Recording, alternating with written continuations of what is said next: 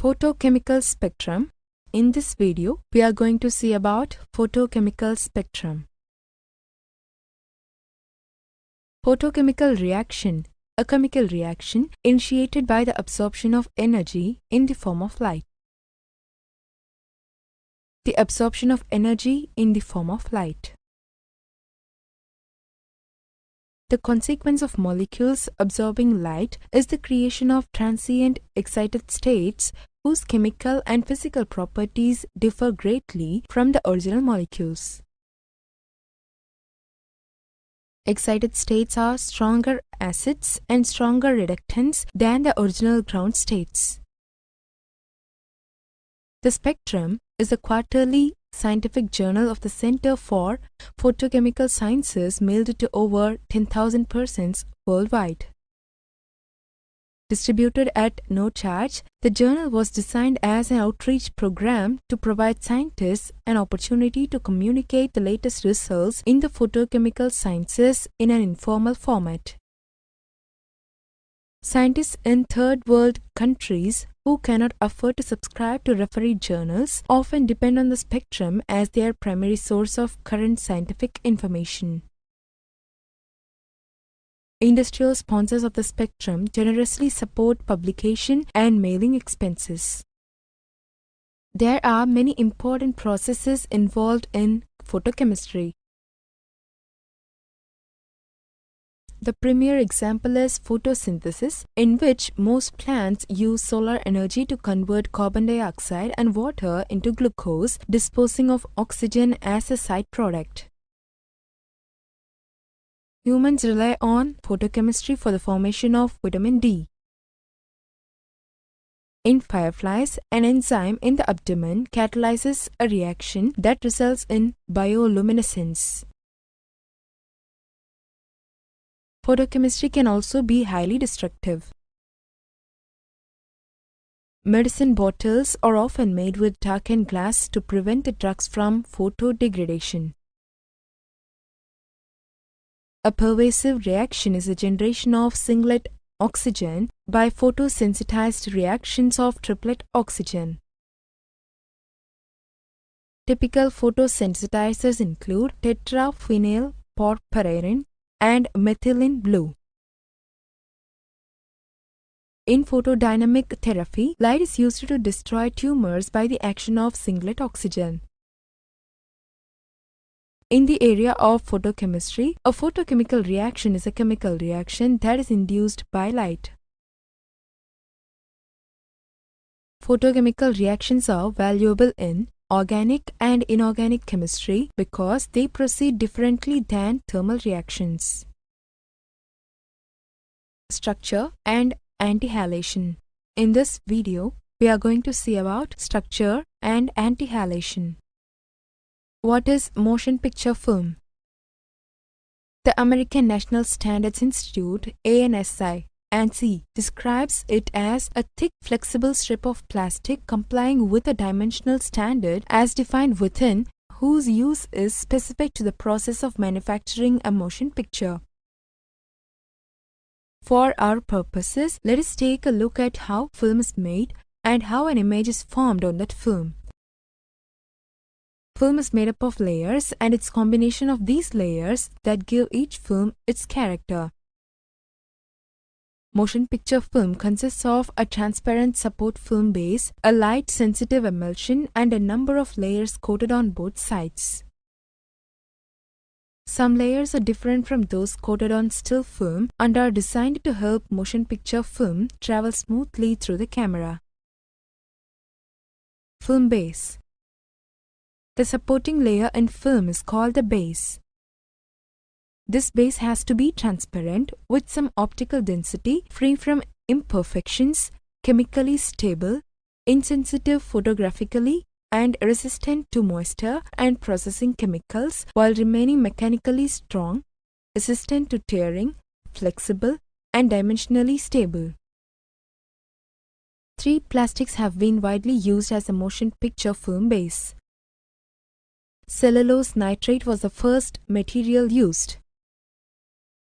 Discontinued in the 1950s because it was highly flammable, cellulose nitrate is chemically unstable. If stored in conditions that are too damp, it can decompose, or too hot, it can self-ignite. Cellulose acetates were developed to replace nitrate. Cellulose triacetate, called safety base, is much safer to use and store than nitrate. Most current Kodak and Eastman motion picture films are coated on a cellulose triacetate base.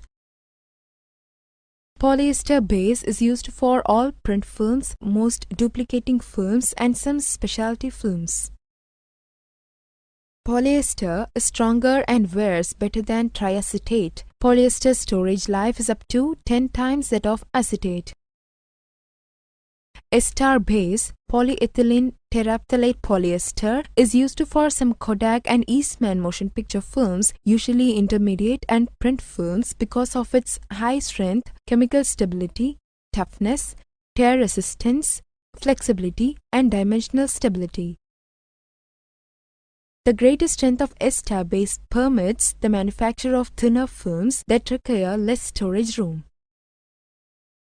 Ester-based films and other polyester-based films cannot be successfully spliced with readily available commercial film cements. Emulsion. The most fundamental layer in a film is the emulsion layers, adhered to the base by means of a binder. The emulsion is the photographic part of the film and, as noted from ANSI, consists of dispersion of light-sensitive materials in a colloidal medium, usually gelatin, carried as a thin layers on a film base. Emulsion is made by dissolving silver bullion in nitric acid to form silver nitrate crystals. These crystals are dissolved and mixed with other chemicals to form silver halide grains and then suspended in the gelatin emulsion coating. In color films, 3 dye layers register various parts of the colors, one on top of another, for the full color effect in cyan, magenta, and yellow dyes. In fact, each color may have up to 3 layers, fast, medium, and slow, to capture the full range of scene brightness from the deepest shadows to the brightest highlights and to provide good exposure latitude. The 3 components also optimize the color, contrast, and tonal reproduction of film. In each emulsion layer, color couplers are dispersed in tiny oil droplets around silver halide crystals. When the developing agent reaches the sensitized silver grain, oxidized developer is formed after donating electrons to the silver halide. The oxidized developer combines with a coupler molecule to form a colored dye. During subsequent processing steps, the silver is removed, leaving only colored dye clouds where film grains. There are 3 types of color couplers, one for each of the color emulsion layers. Each color coupler forms a dye of one of the 3 subtractive primary colors and is located in a layer that is sensitive to light of its complementary color. A yellow dye forming coupler is located in the blue sensitive emulsion layer. A magenta dye forming coupler is located in the green sensitive layer. A cyan dye forming coupler is located in the red sensitive layer. Subbing layer. The subbing layer is applied to the film base so that the emulsion adheres to the base.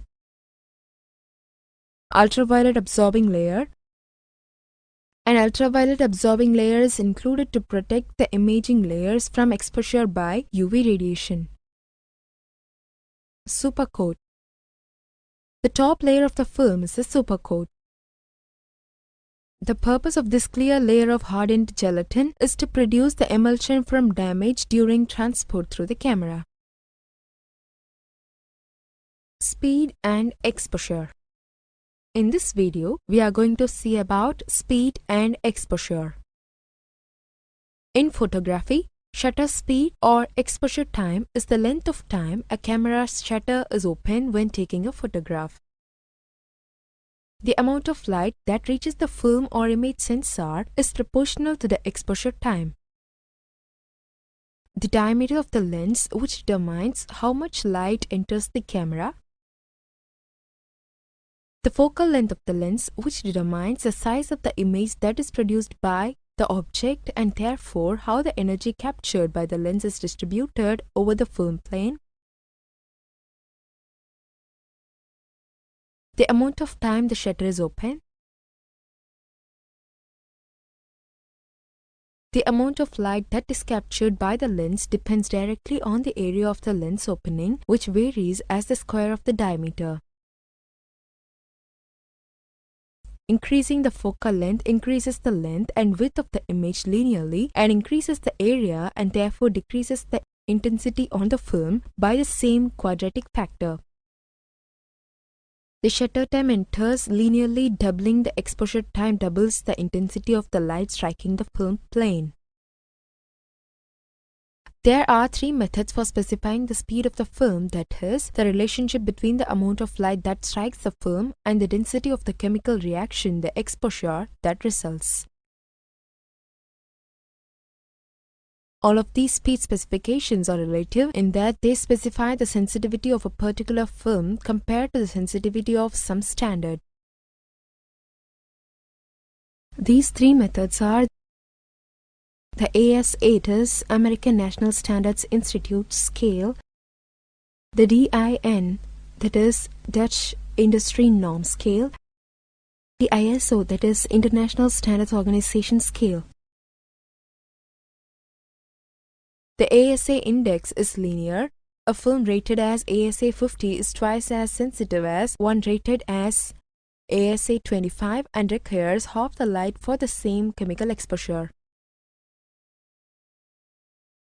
The DIN scale is explicitly logarithmic. An increase of 3 in the DIN rating corresponds to a factor of 2 increase in sensitivity. The correspondence is that ASA 100 is equivalent to DIN 21, which is equivalent to ISO 100 by 21 degrees. Using these definitions, ASA 200 would be DIN 24, ASA 400 would be DIN 27, etc. Most film is characterized using both the ASA and DIN values. Although the details vary from one type of film to another, there are three general characteristics that all films share. Region 1. A relatively flat region at very low light intensities. A wide range of exposure times produces about the same underexposed image. Region 2. The central region, which is roughly a straight line on the logarithmic display. Equal changes in intensity produce roughly equal changes in the density of the film exposure. Region 3. A relatively flat region at very high light intensities. The picture will be overexposed with too little contrast because even the darkest area of the image produced almost the same chemical reaction as the brightest area. Most photography is done in region 2, although the other regions are used for special effects. For example, region 1 is often used for the long exposures at night. A film that is intended for photographing printed text is designed to have a very narrow region 2 so that the response of the film is either in region 1 or in region 3.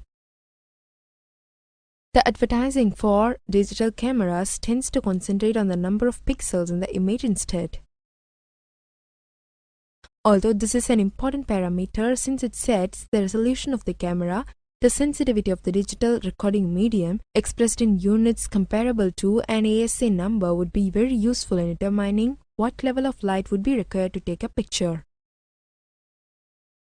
Many of the earlier digital cameras had sensitivities comparable to film rated at ASA 100, not very sensitive by film standards. Since the exposure in region 2 varies smoothly with intensity, it is possible to trade off the various parameters that affect the intensity while preserving more or less the same exposure. For example, decreasing the speed of the shutter by a factor of 2 can be compensated for by decreasing the f by number by 1.4, the square root of 2, thereby increasing the amount of light that strikes the film by the same factor of 2. Thus, there are pair of f by numbers and shutter speeds that give essentially the same exposures. For example, using a larger f by number will increase the depth of field but require a longer exposure time, whereas using a faster shutter speed will capture a static image of an object that is moving rapidly but will require a smaller f by number to capture adequate light during this shorter exposure time. Although any number of values could be chosen, it is common to use values both for the shutter speed and for the f by number that change by a factor of 2, starting at f by 1 and a shutter speed of 1 second. Thus, the common choices are: in both the series, the values are rounded to convenient fractions. Within the linear range of the exposure curve, 1 by 60 at f by 8 results in the same exposure on the film as 1 by 30 at f by 11, etc. That is, an increase of a factor of 2 in the time the shutter is open from 1 by 60 to 1 by 30 is compensated by decreasing the size of the lens opening by the square root of 2 from f by 8 to f by 11. Since there is usually more than one acceptable combination of f by number and exposure time, automatic cameras usually have several choices: an aperture priority mode in which user can choose the f by number and the camera then chooses the correct exposure time, and a shutter priority mode in which the user chooses the exposure time and the camera chooses the f by number to match it. The camera tries to keep both parameters in the middle of their respective ranges by default. When a camera is used within an electronic flash, then most of the light usually comes from the flash, and the duration of the flash, which is usually very short, sets the effective exposure time. Processing. In this video, we are going to see about processing. Color negative still film is processed in C41 and motion picture color negative is processed in ECN2. One major difference is the rim jet, the anti-halation hacking removal path at the beginning of ECN2, which is why you can't really run motion picture negative, though a C41 processor, unless you want a lot of black carbon gunk in your developer and streaks all over your image. Rimjet removal is also the reason why most people don't attempt to process motion picture film themselves. Otherwise, conceptually, it is the same in terms of developer, bleach step, fixer, wash, etc. Reversal is a little more complicated. Developer. The developer chemically reduces the overexposed silver halide in the film to form a metallic silver image. At the same time, the color developing agent in the developer oxidizes and combines with the dye couplers at the site of the silver image in each of the dye-forming emulsion layers to form a color image. Once the dye image has formed, there is no need for the silver image. It is removed by bleaching and fixing. The amount of cyan, magenta, and yellow dye formed depends on exposure and developer activity. Temperature, time, pH, chemical constituent concentration, replenishment rate, replenisher concentration, agitation, and the rate at which solutions diffuse into the emulsion affect developer activity. Stop bath. This is an acidic solution that stops the development of silver halide grains and washes color developing agent from the film. Bleach. In the film process, the bleach converts metallic silver into silver halide. The silver halide is dissolved in the fixer. Bleach concentration and the rate at which the solution diffuses into the emulsion affect bleach activity. Fixer. In a film process, the fixer converts silver halide in the film into soluble silver complexes. Most of these silver complexes remain in the fixer solution. You can recover the silver with electrolytic silver recovery units and/or chemical recovery cartridges. Fixing efficiency depends on fixer activity and the diffusion rate into the emulsion. Temperature, replenisher concentration, and replenishment rate affect fixer activity. Time, temperature, and agitation affect the diffusion rate. Inadequate fixing may not remove all the sensitizing dyes and silver halide. An increase in the red and green D-min densities of the control plot is one sign of incomplete fixing. Another sign is a milky appearance in the D-min areas of control strips and processed film. Final rinse. The final rinse step promotes uniform drying and reduces water spotting. Wash water removes residual chemicals from the film. Good washing requires enough circulation to keep fresh water in contact with the emulsion. The water temperature must be warm enough to swell the gelatin so the water moves freely into the emulsion to remove the chemicals, but not so warm that it damages the emulsion. Densitometry. In this video, we are going to learn about densitometry. Densitometry is the quantitative measurement of optical density in light-sensitive materials such as photographic paper or photographic film due to exposure to light. Optical density is a result of the darkness of a developed picture and can be expressed absolutely as the number of dark spots, that is, silver grains, in developed films in a given area, but usually it is a relative value expressed in a scale. Since density is usually measured by the decrease in the amount of light which shines through a transparent film, it is also called absorptiometry, the measure of light absorption through the medium. The corresponding measuring device is called a densitometer, that is, absorptiometer. The logarithm of the reciprocal of the transmittance is called the absorbance or density. Dmax and Dmin refer to the maximum and minimum density that can be recorded on the material.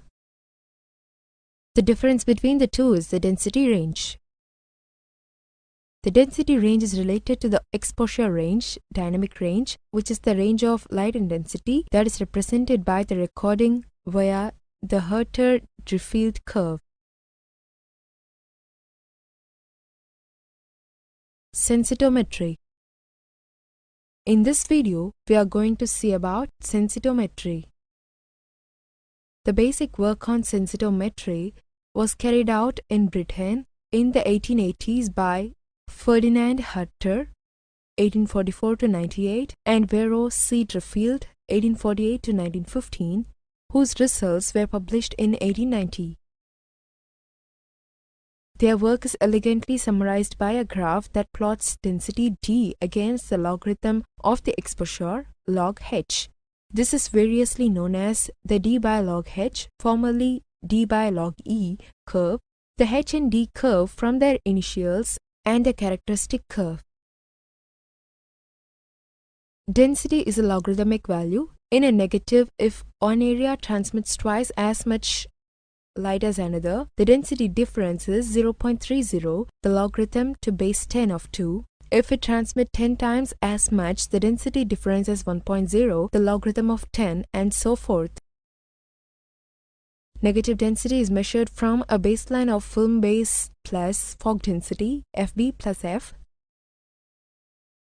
Film base has a density of about 0.03 for roll film and sheet film, and 0.3 for 35 mm film, which has a grey dyed base to reduce halation and permit daylight loading of cassettes. Fog refers to those silver halide crystals that develop anyway, whether or not they are exposed to light. It is, or should be, uniform throughout the emulsion, but varies according to the emulsion, the developer, and the development time. For prints, reflection values are used. If one area reflects twice as much light as another, the density difference is again 0.30. Measurements are taken from a baseline of paper base white, the brightest white of which the material is capable. Exposure is normally measured in lux seconds, formerly called meter candle seconds. The logarithm is taken because this gives a more convenient, compact, and easily comprehensible curve than plotting the actual non-logarithmic lux second values. Characteristic curves vary widely in shape, but all follow the same basic form. The curve describes a typical black and white negative film in a typical developer. It may be divided into several sections. At first, the increase in density with exposure is low, and the slope of the curve is all but flat. By convention, the dark areas of the negative on the toe are called the shadows, though of course they may be any dark area. A black velvet dress in full sun may be darker than anything in open shadow in the same scene. Straight line portion. Sooner or later, the relationship between density and log exposure becomes more or less linear. This region is known as the straight line portion of the curve, though it is seldom absolutely straight. The slope of this curve is known as gamma and is an indication of the contrast of the material. A steep slope, higher gamma, means more contrast, a gentle slope, less. Shoulder. There is a limit to how much density a given emulsion can deliver, no matter how much exposure it receives. Region of solarization. With some, not all materials with gross overexposure, the density may actually begin to fall again with increasing exposure. More exposure means less density.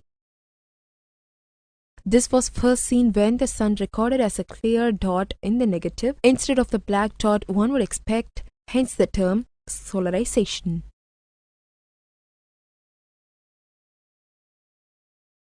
Contrast control. In this video, we are going to see about contrast control. Brightness refers to the absolute value of colors, that is tones, lightness or darkness. Increasing brightness of an image will light out all colors so that the original light ones will become up to white. Reversely, decreasing brightness will darken all colors so the original shaded ones will become up to black. Contrast is about the distinction between lighter and darker areas of an image, and it refers to making more obvious the objects or details within an image. Increasing contrast on an image will increase the difference between light and dark areas, so light areas will become lighter and dark areas will become darker.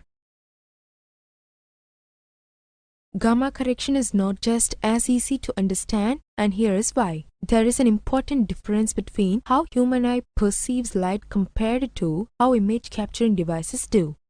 Cameras, scanners, etc. Digital image capturing devices work based on a simple rule. If twice the photons hit a sensor, then twice the signal will be generated. Eyes don't work the same way.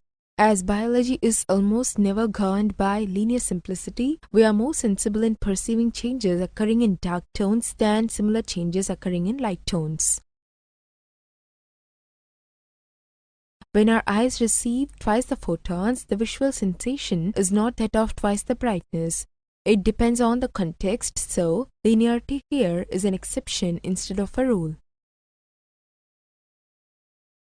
Gamma. In this video, we are going to see about gamma. Gamma is a nonlinear operation used to code and decode brightness values in still and moving imagery. The term gamma is applicable in photographic terms when we want to view our images on computer monitors. For each pixel in a digital image, you will find a certain level of brightness which is given a value. Gamma is about translating between digital sensitivity and human eye sensitivity, providing many advantages on one hand, but adding complexity on the other hand.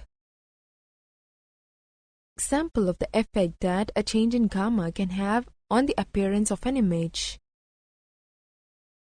Instead, we will put in a simplistic way, gamma adjusts the midtones from tonal scale but keeps the white and black. In other words, gamma optimizes the contrast and brightness in the midtones.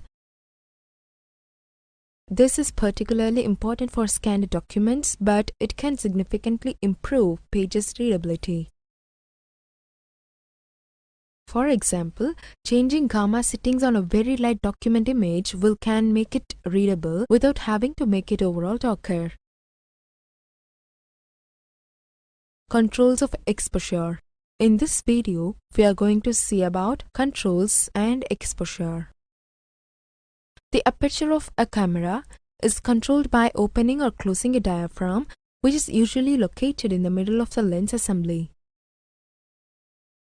The rules of geometrical optics allow us to replace this assembly with a single lens of appropriate shape if it simplifies our analysis. In this thin lens approximation, the diaphragm would be located just before or after the lens along the optical axis. The aperture is then specified as an f number n, defined by the well-known formula n is equal to f by d, where f is the focal length of the thin lens, also known as the effective focal length of the original lens assembly, and d is the diameter of the diaphragm opening. Doubling n while holding f constant halves the diameter d of the aperture, which in turn decreases its area by 4 times. To make things more convenient, n is usually given as a sequence of square roots, for example, f by 4, f by 5.6, f by 8, f by 11, f by 16, f by 22. Moving rightward in this sequence by one entry is called closing down the aperture by one f by stop, example from f by 8 to f by 11. Since f by 11 is a smaller diameter than f by 8 by square root of 2, the area of the aperture is decreased by 2x. The dark tick marks have been rounded to the traditional numbers, for example, f by 1.4, f by 2, f by 2.8 and so on up to f by 22. Note that as you move to lower f numbers, the image gets brighter, eventually turning white as it saturates the imaginary sensor in this visualization. Similarly, as you move to higher f numbers, the image gets darker, eventually approaching black. As you move to higher f numbers, note also that the foreground figure in green and background figure in yellow come into focus. This is the main side effect of changing the aperture. It increases depth of field. Playing with exposure time. The exposure time of a digital camera is controlled either by opening and closing a mechanical shutter lying near the sensor chip, or by controlling when the sensor pixels are reset to 0 and when the electrons they have accumulated since being reset due to the arrival of photons is read off the chip. The latter is called an electronic shutter and is used in cell phone cameras and some point-and-shoot cameras. In either case, exposure time is measured in fractions of a second. For this applet, let us assume that mechanical shutters can open instantly and close instantly, and those electronic shutters can reset and read off the entire chip at once. Once again, the darker tick marks have been rounded to the traditional fractional powers of 2, for example, 1 by 2, 1 by 4, 1 by 8 and so on up to 1 by 500. Note that as you move to higher shutter speeds, the image gets darker. Now set the aperture to a high f number like f by 16 and make the exposure time long like 1 by 8 second. What happens to the visualization? It becomes blurred, reflecting the fact that most people cannot hold a camera steady enough to shoot at 1/8 second without using a tripod. This blur is called camera shake or handshake. Of course, if the object itself is moving, there will be additional blur called motion blur. Playing with ISO.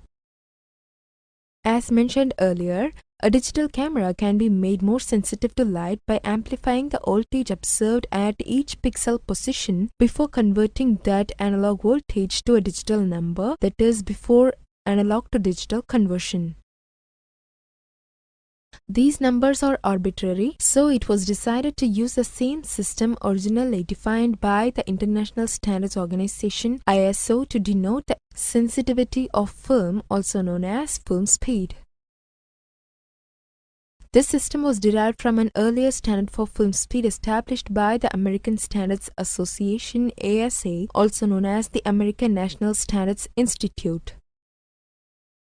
By conversion, ISO 100 refers to no special amplification beyond that normally done when the chip is read off, so it is the lowest ISO number available on most digital cameras. The maximum ISO varies from camera to camera. In the applet above, try dragging the ISO slider left and right. The tick marks are powers of 2 beginning with 100, that is 100, 200, 400. Note that as you move to higher ISO numbers, the image gets brighter. Now set the aperture to a high f number, like f/16, so that the image is dark, and move the ISO slider rightwards. What happens to the visualization? It gets brighter, but it also becomes noisy.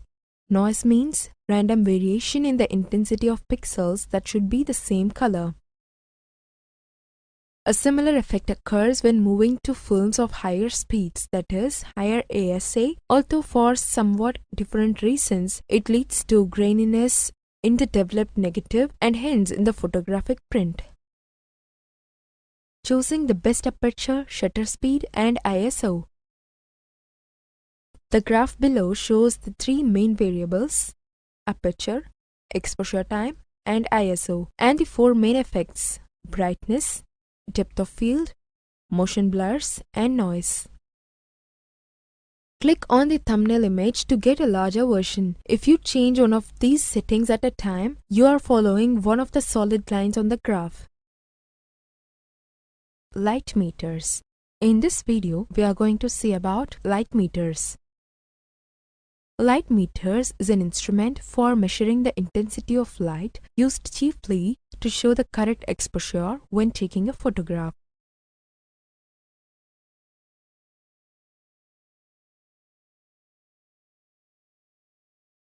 For as long as people have been taking photos, there has been a need to determine how bright a scene is.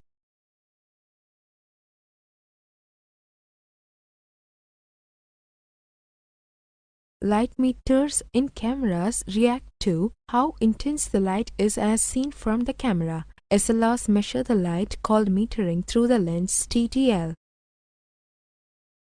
They collect light that has actually passed through the camera's lens and measure its intensity. There are problems when the scene has parts that are much brighter or darker than others.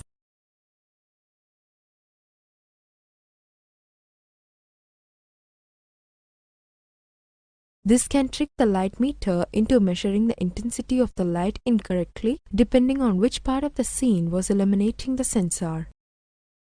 Modern SLR cameras use multi-point light meters, meaning that several light meters are actually scattered around the projected scene, each measuring the light intensity at that point. Very sophisticated cameras may have dozens of metering points.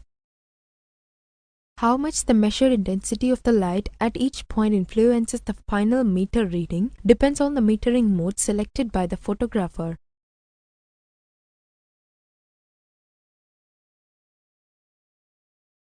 How to use the light meter. In this video, we are going to see how to use the light meter. As we now know, the correct exposure is created by juggling the 3 points of the exposure triangle: aperture, shutter, ISO. The light meter is the tool that puts us in the right neighborhood for how these should be set.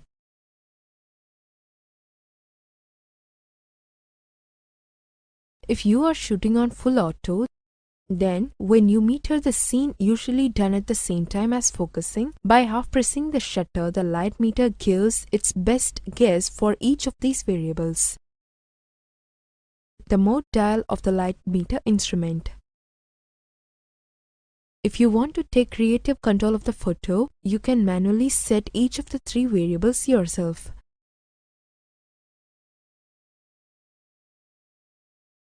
Typically, ISO is left at the default or previous setting, and you take control by choosing aperture priority or shutter priority. On most DSLRs, that is done by turning the exposure mode dial. The exposure meter display in viewfinder. Each number represents a stop change in the light as indicated, with a central mark being the correct exposure as determined by the light meter. Each PIP between the numbers represents 1/3 of a stop. The arrow underneath indicates how close the current settings are to the correct exposure.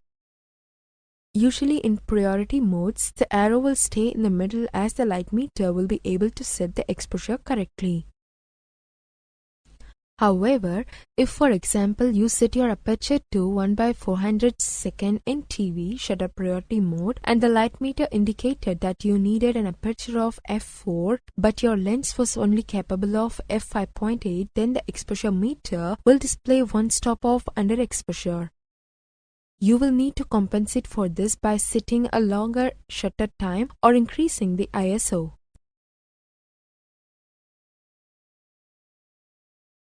Here, the exposure meter simply displays whether the current settings will under or overexpose the image according to the light meter.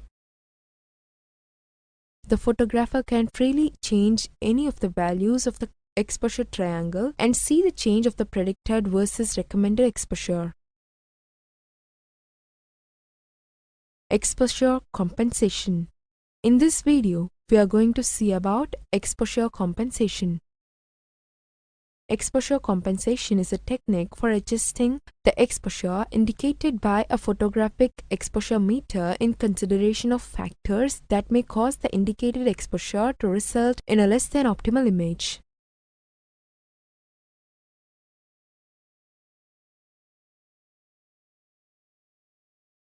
Even though the light meter in your camera is pretty sophisticated, sometimes it can get it wrong, especially with harsh contrast or highly reflective surfaces.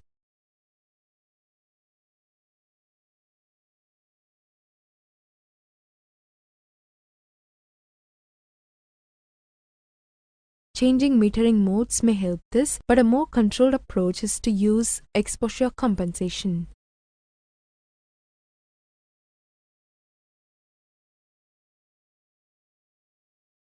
Imagine you're photographing a person against a large bright sky. The light meter thinks the sky is the most important part and exposes correctly for that, leaving the person a dark silhouette. By using exposure compensation, you can tell the camera to take the metered exposure and make it brighter by a chosen amount.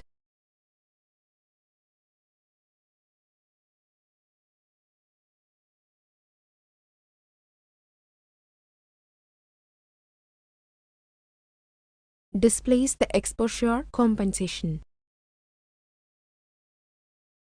Automatic cameras.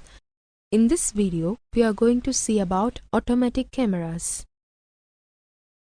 Automatic camera is a camera in which the lens aperture or the shutter speed or both are automatically adjusted to the prevailing conditions. Automatic cameras are highly trustworthy and can produce consistently good results as long as you understand them. The problem is that automatic cameras are easily fooled. If there is also a fool trying to use it, results become highly variable. The automatic camera model. Auto exposure. In this video, we are going to see about auto exposure. Auto exposure mode, also called automatic exposure and abbreviated as AE, is a standard feature on digital cameras that will automatically determine the correct exposure for pictures without any user input other than to select the AE option before taking a picture. The camera seeks an average. Photograph a black card, a middle gray card, and a white card, and you end up with 3 gray cards. It increases the exposure with a black card in order to achieve the average and decrease the exposure with a white. Only the gray gets correct exposure. I recall a message in the forum that clearly reflected this. The writer was trying to photograph some pieces of jewelry on a white background but got gray instead of white. He tried a more intense light and still got gray. Finally, he tried shooting it in full sunlight and once again the same tone of gray, so he decided his camera must be defective. It was simply acting as any camera would under the circumstances. Every time he increased the level of light, the camera compensated by shortening the exposure.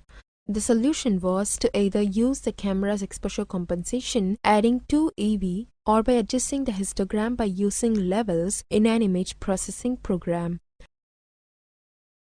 Photographed against dark grass or deep shadows, the detail will be excellent.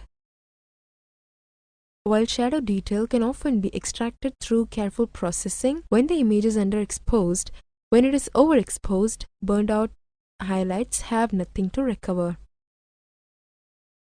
Windows are reflective, and if the reflection is seen by the camera, the flash shuts down much too soon. Moving to an angle where the reflection is not seen would fix it. When in a situation where any chance exists for bad exposure, do test shots and continue making adjustments until your exposures are right. This means being constantly aware of the environment in which you are shooting.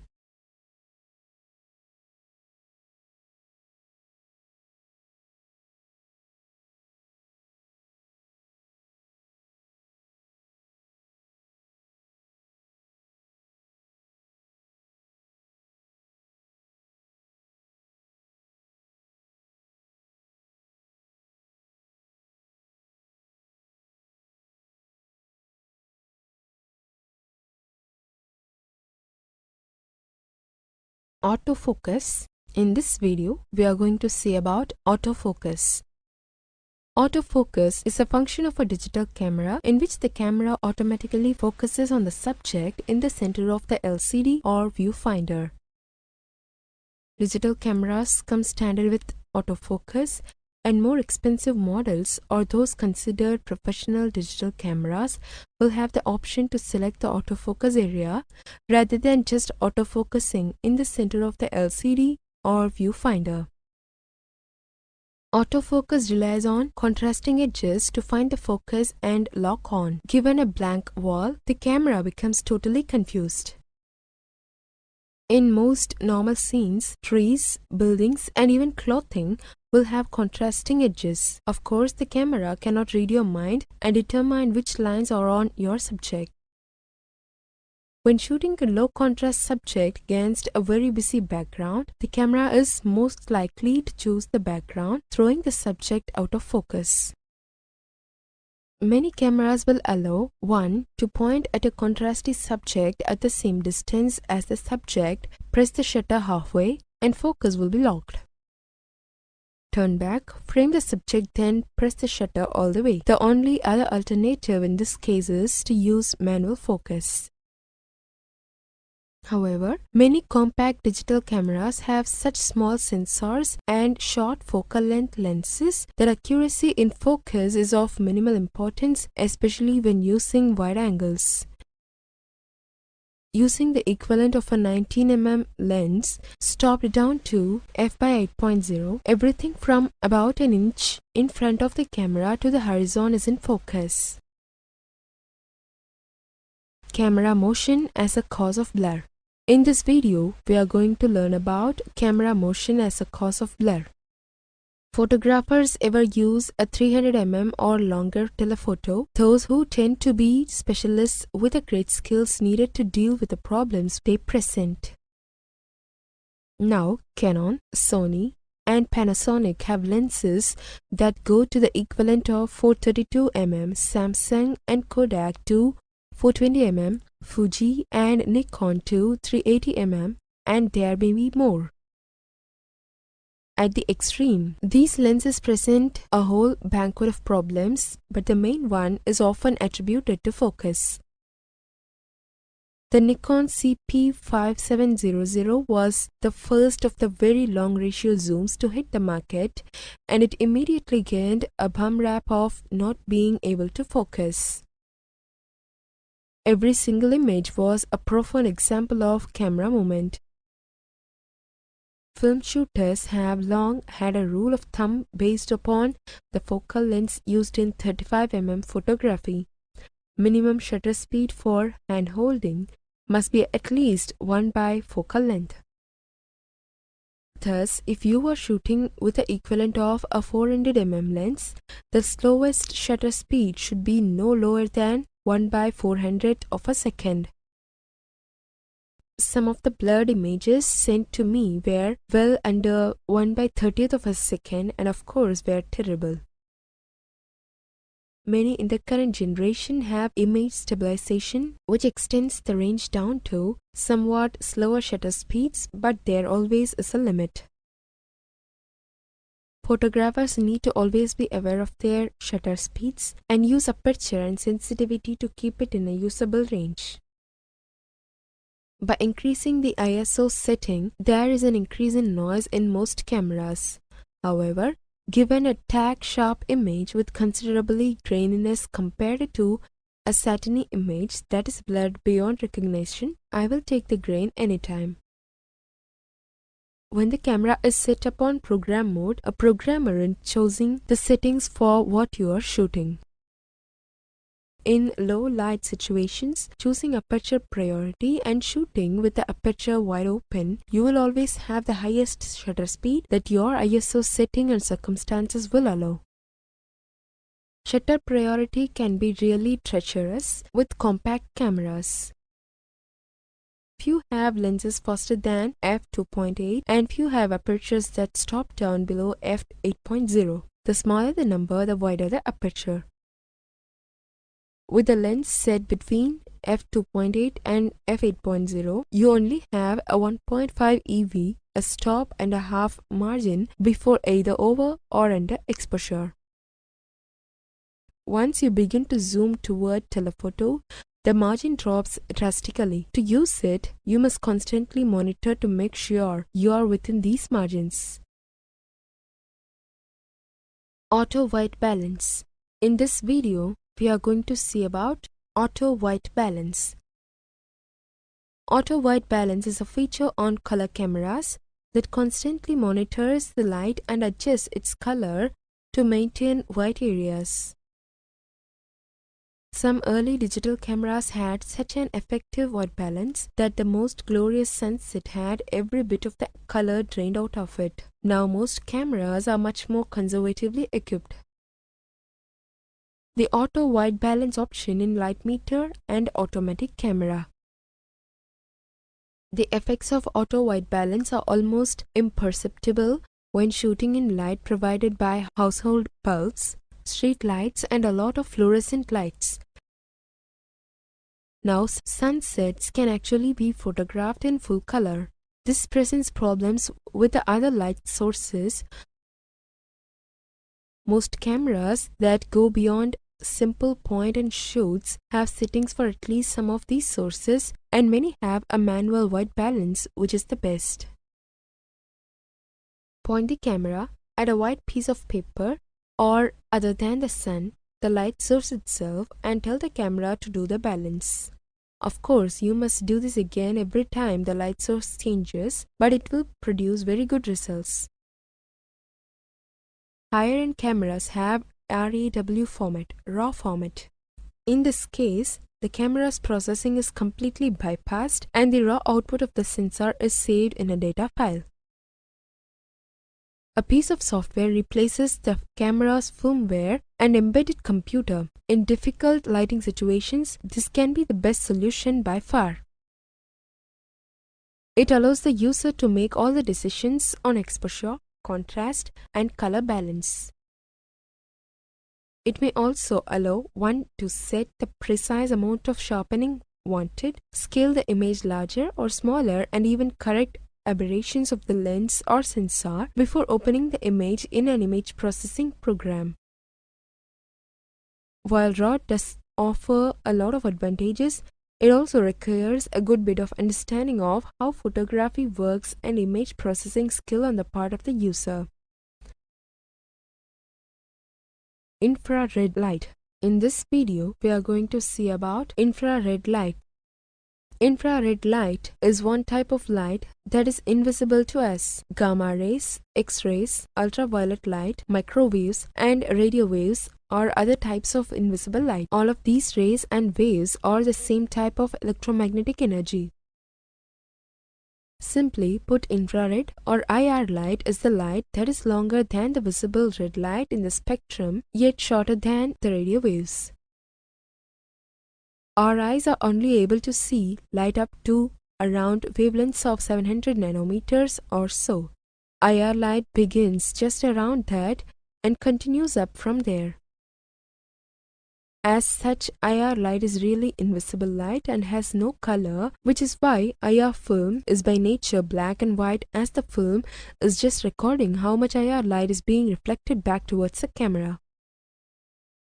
This type of light in photography is often referred to as near IR because it is the IR light that is very close to the visible part of the spectrum.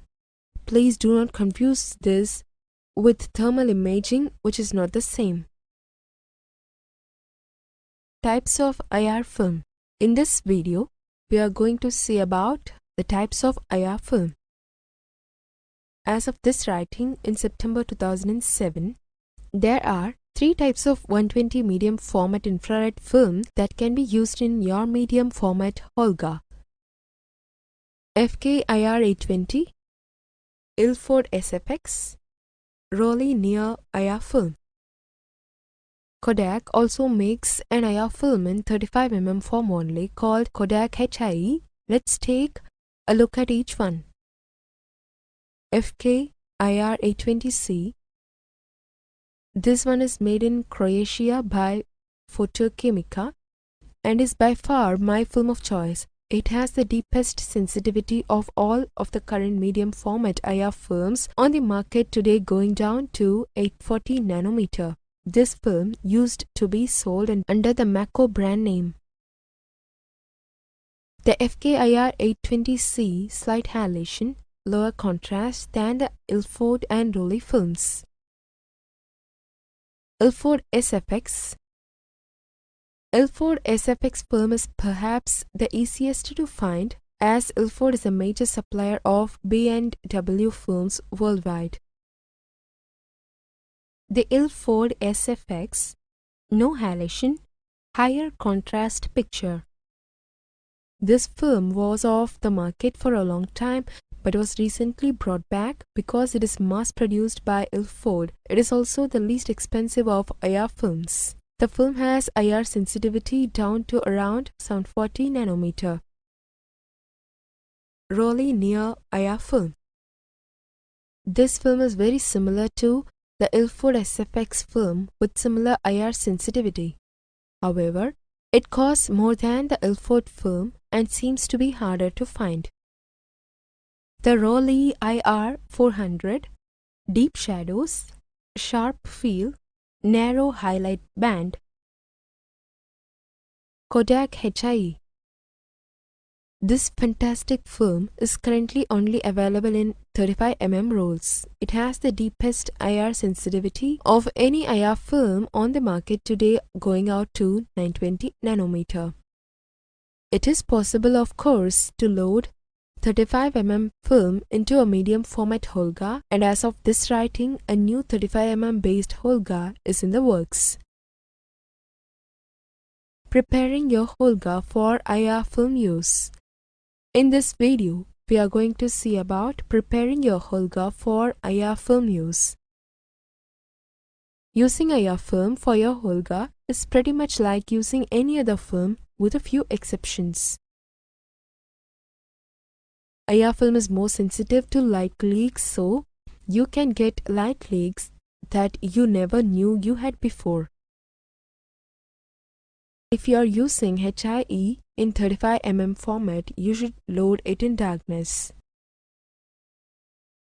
I currently have 8 Olgas and load them up with film at home before I go out in the field. I have, however, changed film outdoors in the shade with no problems. There is information floating around online that says that the black plastic often used in toy cameras is not totally opaque to IR light. This is just not true. I have also never had any issues with the red window on the back. However, I do cover it up with black tape and peel it back when I advance the film.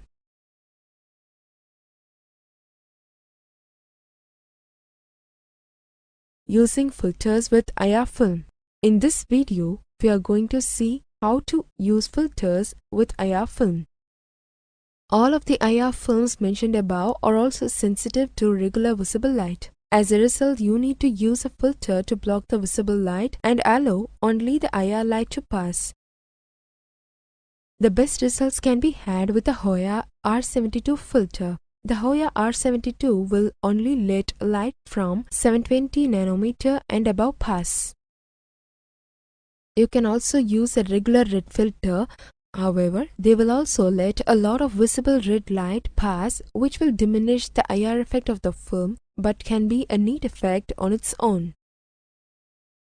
The one exception to that, however, is Kodak HIE film. It actually designed to have very limited sensitivity to visible red light. As a result, you can use a regular red filter and still get very nice IR effects. It should also be noted that ND filters and polarizing filters have no effect on IR light. You can, however, use this to your advantage if you already have a 4x ND filter or deeper and a deep red filter by stacking them together. The combo will block all visible light below red and will only let a little bit if visible red light through, while letting the entire IR light pass.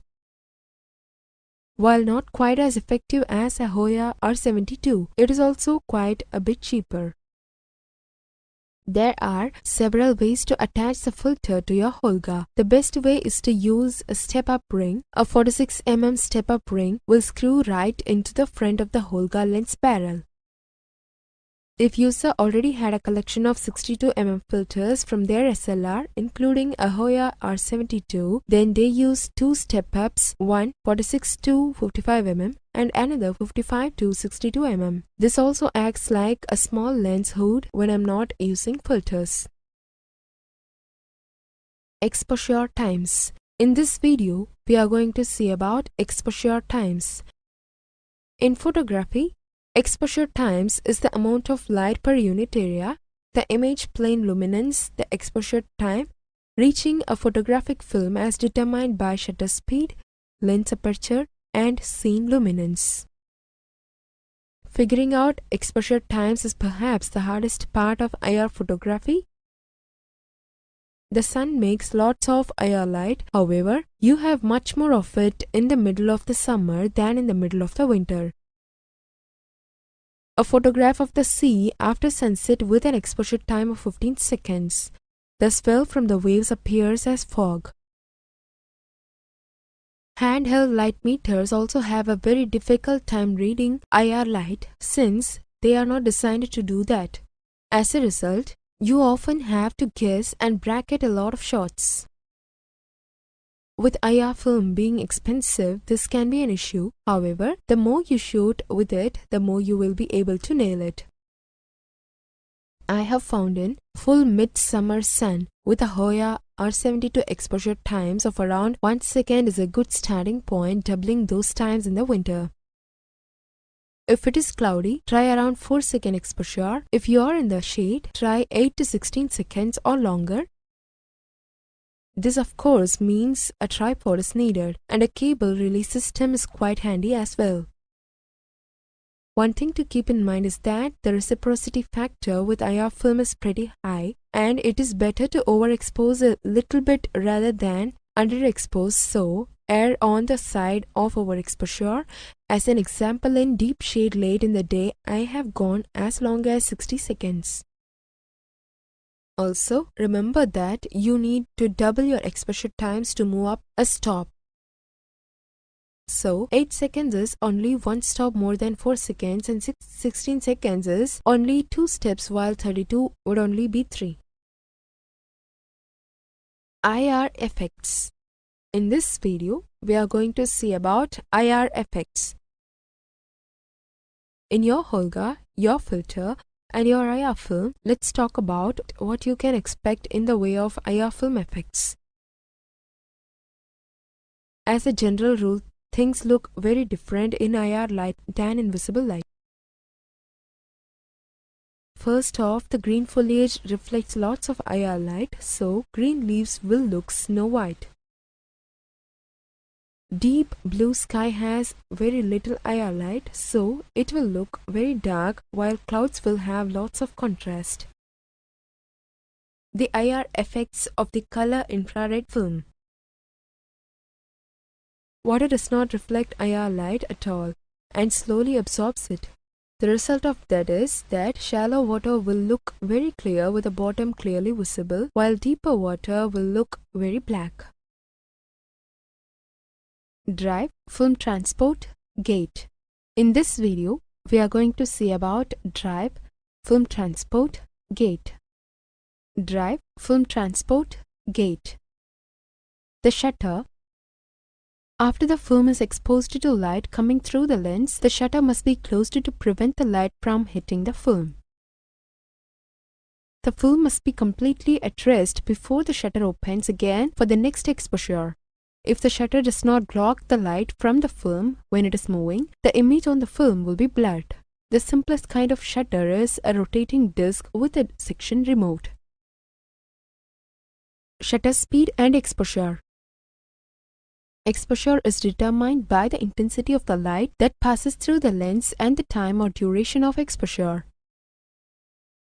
Standard film speed is 24 frames per second (fps). A camera with a 180-degree shutter admits light to the film half the time the disc is half open, so the exposure time, the shutter speed, is 1/24 into 1/2, which is equal to 1/48 second, round off to 1/50 of a second.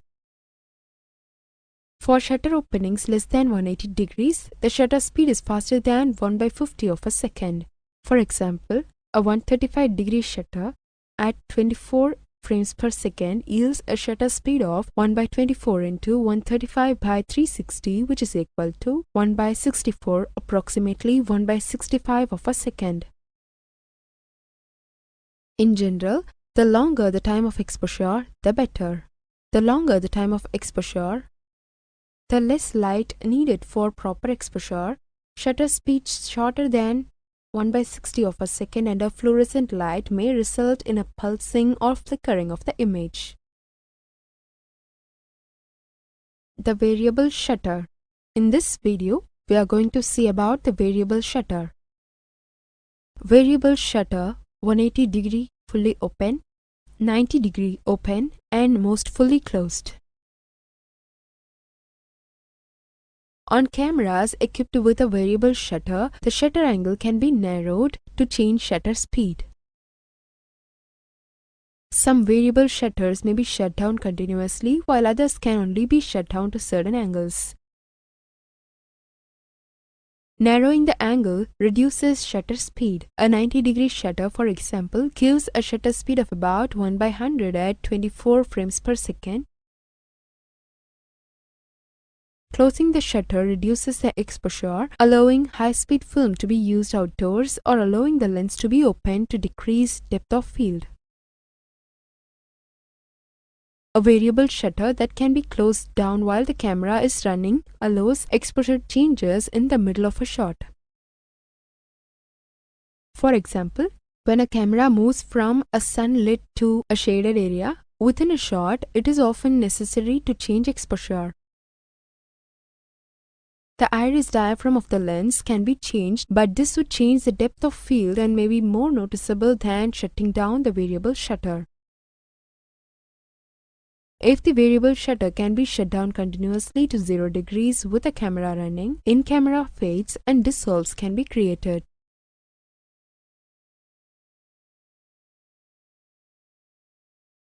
The mirror shutter. In this video, we are going to see about the mirror shutter. Light may be diverted from the lens to the viewfinder screen by a mirror shutter. The mirror, either part of the shutter itself or rotating in synchronization with it, alternately allows all the light to hit the film, and then when the shutter is closed, all the light go to the viewfinder. When the camera is stopped, all the light is always available for the viewfinder. When it is running, the light goes to the viewfinder only half the time. During filming, the viewfinder image is thus only half as bright. One paradox of the mirror shutter is that you see an image in the viewfinder during no exposure, but the viewfinder image blackens during exposure. Focal length. In this video, we are going to see about focal length. The focal length of an optical system is a measure of how strongly the system converges or diverges light. For an optical system in air, it is the distance over which initially collimated rays are brought to a focus. A system with a shorter focal length has greater optical power than one with a long focal length. That is, it bends the rays more strongly, bringing them to a focus in a shorter distance. Comparison of different focal length of a lens. Understanding camera lenses can help add more creative control to digital photography. Choosing the right lens for the task can become a complex trade-off between cost, size, weight, and lens speed and image quality. Lens elements and image quality. In this video, we are going to see about lens elements and image quality. The simplest cameras contain lenses which are actually comprised of several lens elements. Each of these elements directs the path of light rays to recreate the image as accurately as possible on the digital sensor. The goal is to minimize aberrations while still utilizing the fewest and least expensive elements. Optical aberrations occur when points in the image do not translate back onto single points after passing through the lens, causing image blurring, reduced contrast, or misalignment of colors, chromatic aberration. Lenses may also suffer from uneven, radially decreasing image brightness, that is, originating, or distortion. Some of these lens artifacts may not be as objectionable as others, depending on the subject matter. Influence of lens focal length. In this video, we are going to see about influence of lens focal length. The focal length of a lens determines its angle of view and thus also how much the subject will be magnified for a given photographic position. Wide-angle lenses have short focal lengths, while telephoto lenses have longer corresponding focal lengths. Required focal length calculator. Subject distance meters, subject size meters, camera type digital SLR with CF of 1.6x required focal length. Subject dimension given by subject size is in the camera's longest dimension. Calculator not intended for use in extreme macro photography. Many will say that focal length also determines the perspective of an image, but strictly speaking, perspective only changes with one's location relative to their subject. If one tries to fill the frame with the same subjects using both a wide-angle and a telephoto lens, then perspective does indeed change because one is forced to move closer or further from their subject. For these scenarios only, the wide-angle lens exaggerates or stretches perspective, whereas the telephoto lens compresses or flattens perspective. Perspective control can be a powerful compositional tool in photography and often determines one's choice in focal length, where one can photograph from any position. The relative sizes of objects change such that the distant doorway becomes smaller relative to the nearby lamps. Telephoto lenses are more susceptible to camera shake since small hand movements become magnified, similar to the shakiness experienced while trying to look through binoculars. Wide-angle lenses are generally more resistant to flare, in part because the designers assume that the sun is more likely to be within the frame. A final consideration is that medium and telephoto lenses generally yield better optical quality for similar price ranges. Back focus. In this video, we are going to see about back focus. Back focus refers to focal flange length, which is the distance between the rear lens element and the camera sensor. There is what is called a plane of focus. If one's lens and film plane or digital sensor is in sync, then there will be perfect focus at the target distance. If pictures appear to be in focus when you shoot or they are coming out blurry, then you are either front or back focused.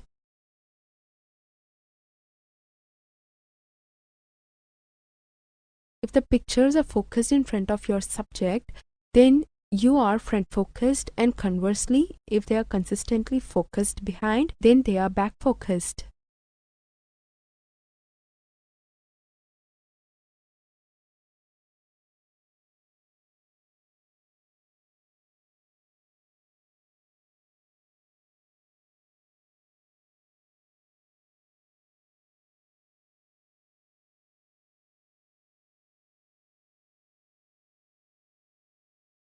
Claw. In this video, we are going to see about claw. Claw is used for film transportation. In intermittent mechanism during exposure is used to pull down the next frame to be exposed. Registration pin. The registration pin is used to hold the frame during the exposure. It gives the stability to the image when the intermittent mechanism is happening. The camera. In this video, we are going to see about the camera. Cameras are light-tight boxes that admit controlled light only through a lens, creating a series of individual frames as film is moved into place behind the lens. The film is held steady during exposure and then advance. Conceptually, motion picture cameras have not changed for more than a century. Some critical points.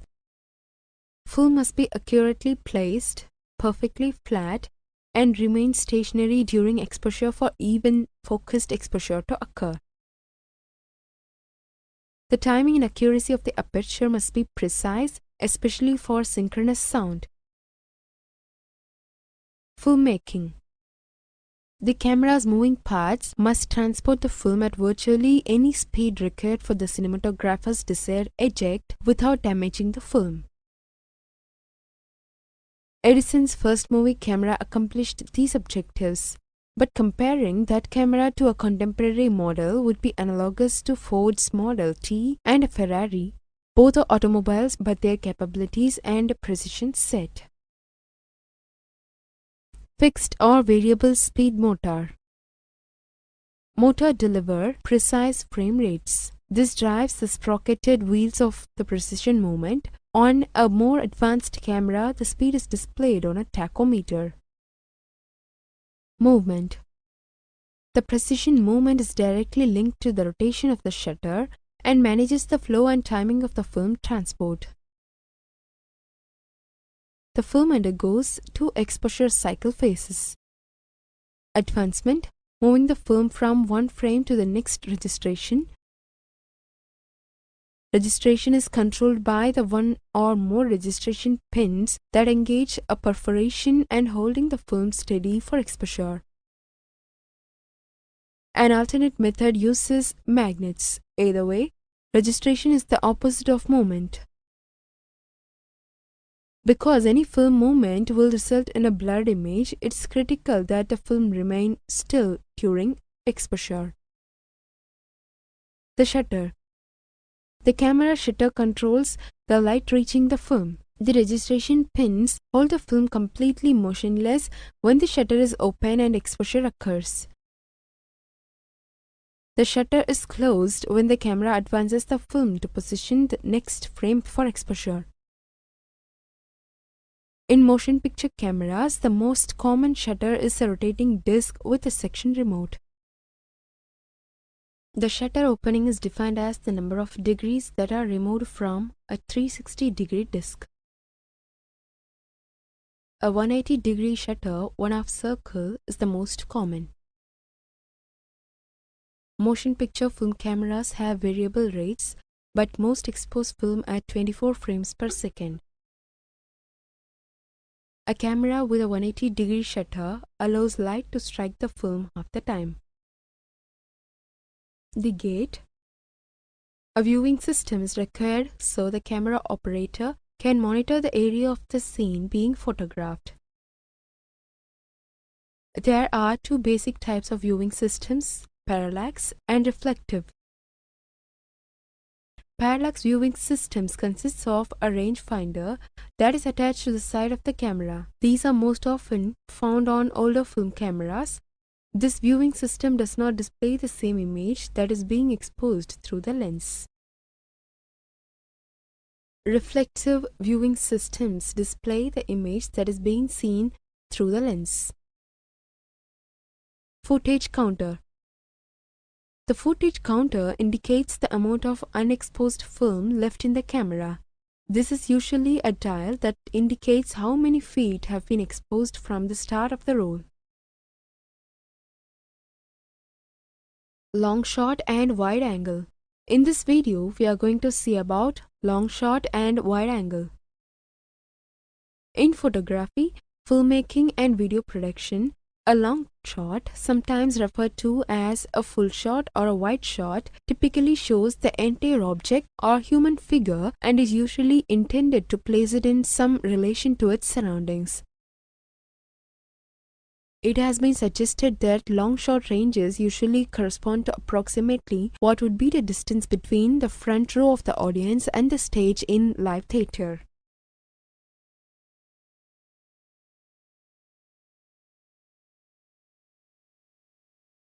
It is now common to refer to a long shot as a wide shot because it often requires the use of a wide-angle lens. When a long shot is used to set up a location and its participants in film and video, it is called an establishing shot. Close-up shot.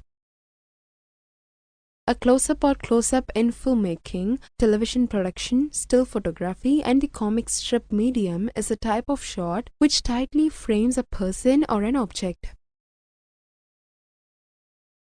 Close-ups are one of the standard shots used regularly with medium shots and long shots. Telephoto lens.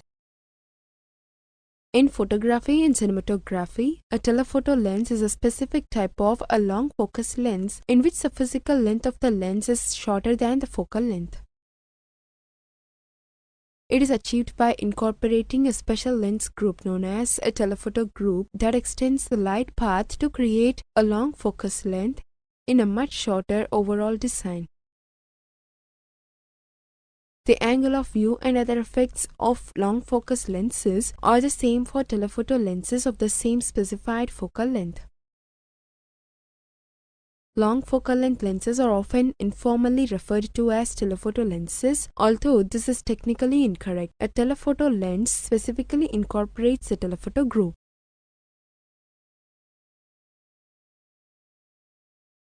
Geometry, structure and types. In this video, we are going to see about geometry, structure and types. Geometrical optics is describing the propagation of light as a wave.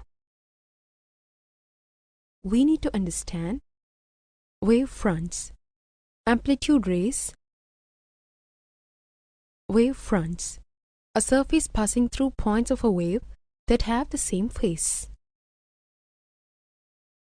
Amplitude rays. A ray describes the direction of wave propagation. A ray is a vector perpendicular to the wave front. Simple lens.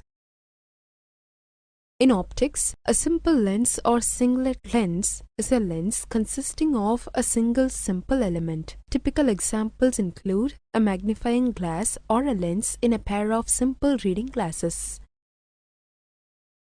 Compound lens.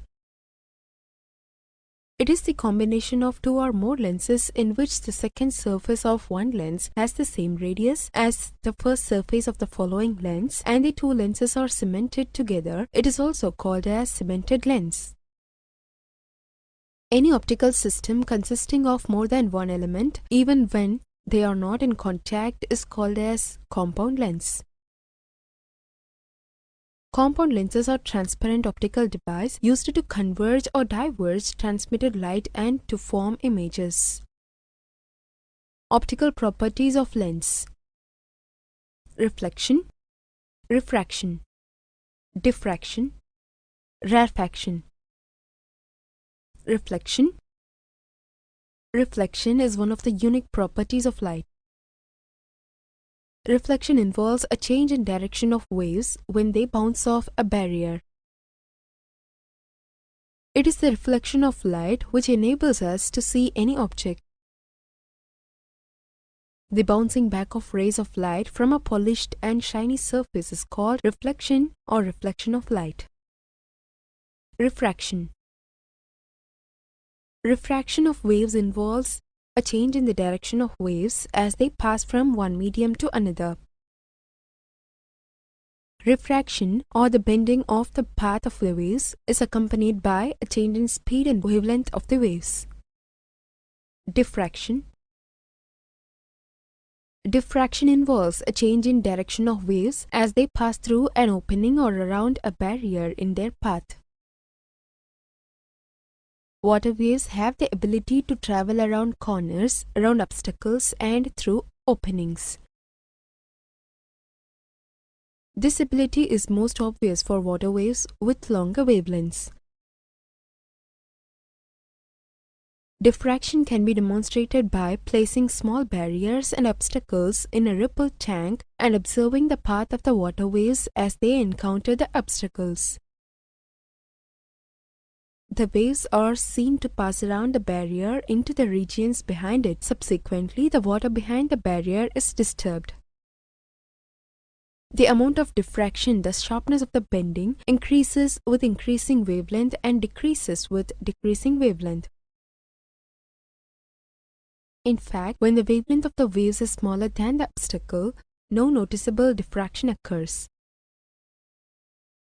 Rarefaction. Rarefaction is the reduction of an item's density, the opposite of compression. A common rarefaction wave is the area of low relative pressure following a shock wave. Each part of the wave travels at a local speed of sound in the local medium. This expansion behavior is in contrast to the behavior of pressure increases, which get narrower with time until they steepen into shock waves.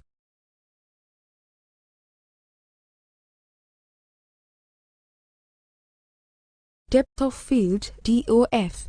In this video, we are going to see about depth of field DOF. In optics, particularly as it relates to film and photography, depth of field DOF is the distance between the nearest and farthest object in a scene that appear acceptably sharp in an image. Although a lens can precisely focus at only one distance at a time, the decrease in sharpness is gradual on each side of the focused distance so that Within the DOF, the unsharpness is imperceptible under normal viewing conditions. In some cases, it may be desirable to have the entire image sharp, and a large DOF is appropriate. In other cases, a small DOF may be more effective, emphasizing the subject while de-emphasizing the foreground and background.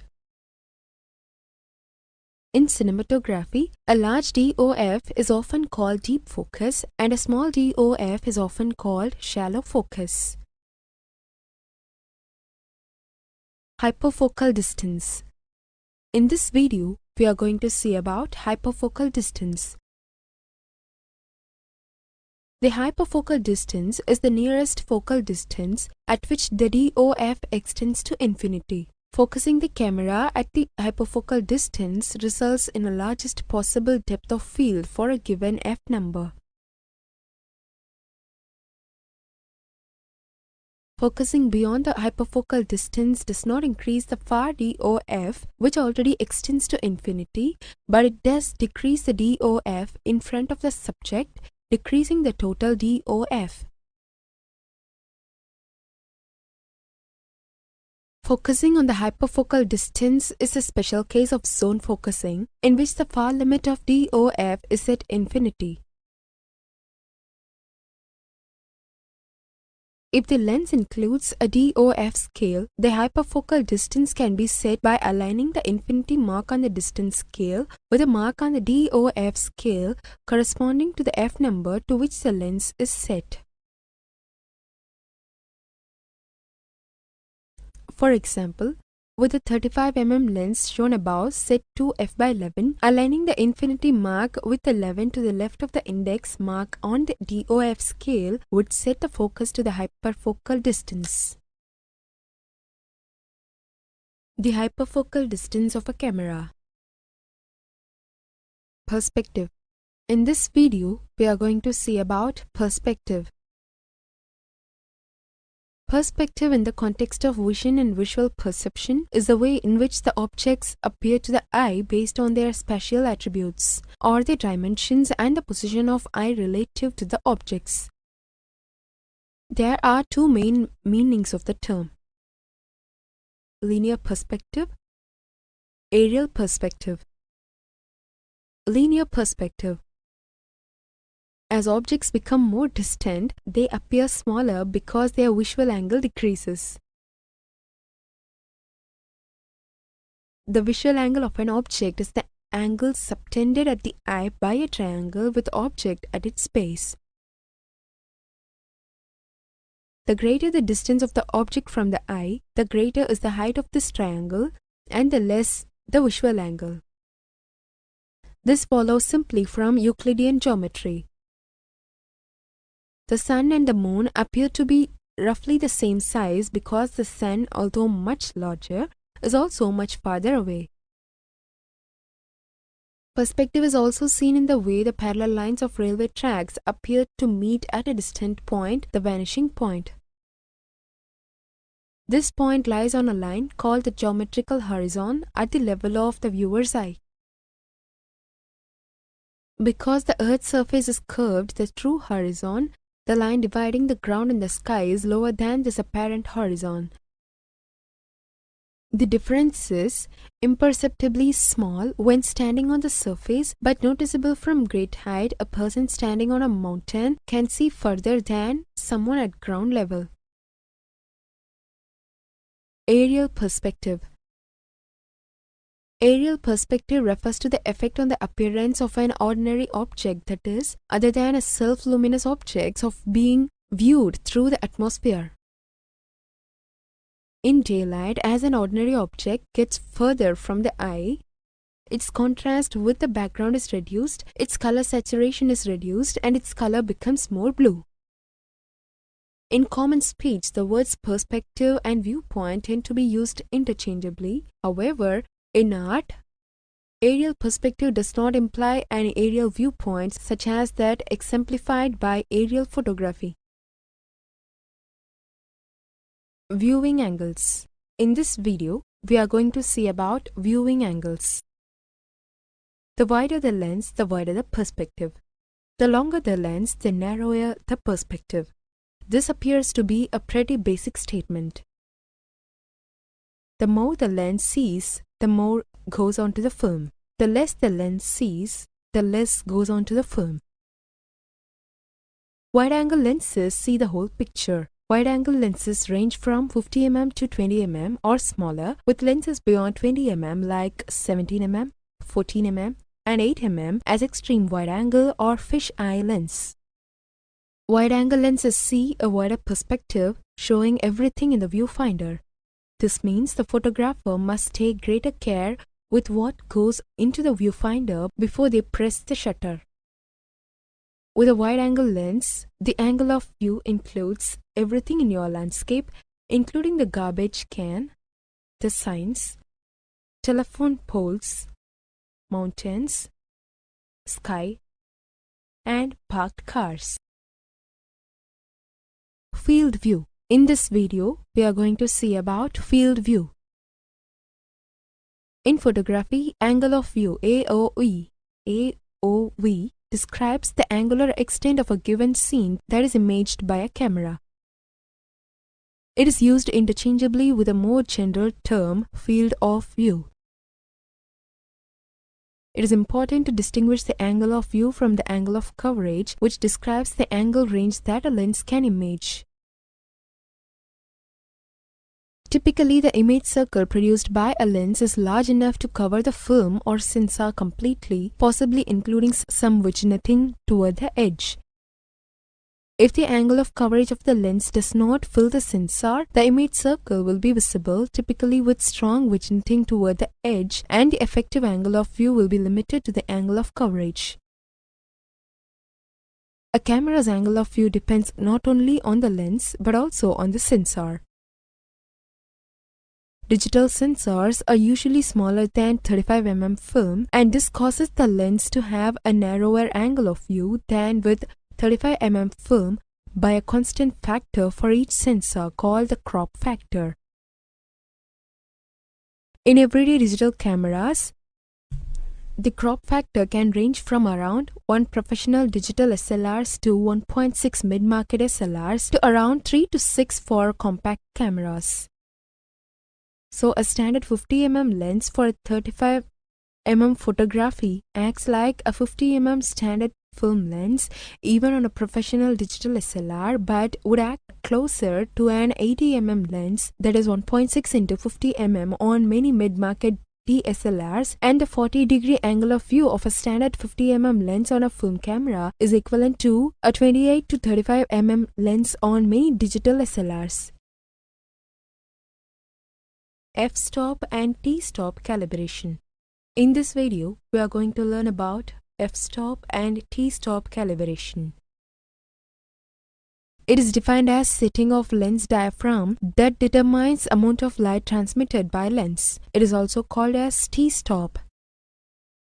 It is equal to focal length of lens divided by diameter of entrance pupil.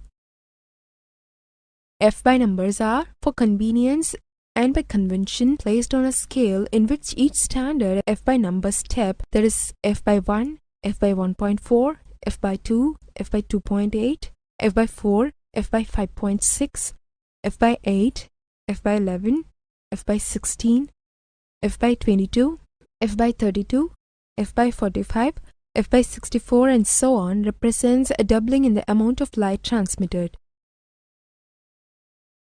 For example, f by 4 transmits twice as much light as f by 5.6. Conversely, f by 16 transmits a quarter of f by 8. Since f by number is usually calculated from simple physical dimensions, different lens designs, varying focus, and the use of accessories may all affect the actual amount of light projected. One lens set to, for example, f by 8, may not give quite the same exposure as another lens set to f by 8. T number. F by number of a lens corrected for the light loss during transmission through the lens. F by number of a perfectly transmitting lens, which would give the same illuminance on the axis as that produced by the test lens. The t-stop is the true speed of the lens calculated by compensating for its light absorbance and reflectance and will result in accurate exposure. Equals the f by number divided by the square root of transmittance, assuming a circular aperture. Example, if transmittance is 50%, only half light entering system exits the system. Square root of a half is 1 by C2, so T number is one stop more than the f by number. So a relative aperture of f by 4 with transmittance 50% is a T by 5.6 lens. The f by number of a lens is defined by simple geometry, one length divided by another, so it assumes that the lens passes all of the light entering it. But no lens does. Each interface between media of different refractive indexes causes a loss. Modern lenses are amazingly efficient, so losses are in practice very small, and at any rate, losses are automatically compensated by through the lens metering. T numbers are important in film industry where TTL metering is not common. So the t-stop is an accurate corrected transmission reference for a particular lens as opposed to the theoretical maximum. Both use the same exposure scale.